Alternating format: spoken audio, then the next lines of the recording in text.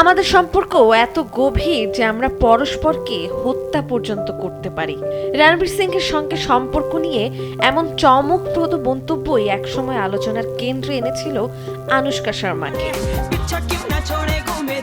রণবীর সিং এর সঙ্গে ব্যান্ড বাজা বারাত ও ladies versus Ricky ওয়ালে কাজ করতে গিয়ে আনুশকার সঙ্গে তার ঘনিষ্ঠতা তৈরি হয়। পর্দার জুটি হিসেবে তারা দর্শকেরও দারুণ পছন্দের হয়ে ওঠেন।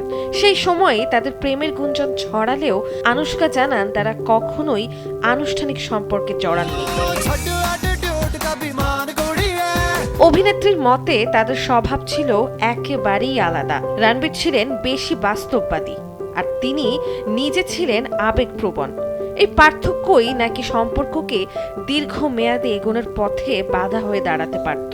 তবে তিনি এটাও স্বীকার করেন রণবীরকে তিনি খুবই পছন্দ করতেন এবং তাদের মধ্যে বন্ধুত্ব ছিল গভীর।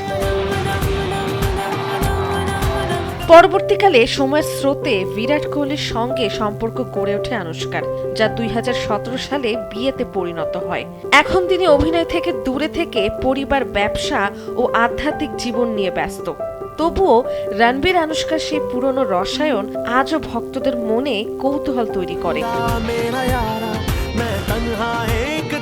নন্দিনী আহসান, সময়ের আলো।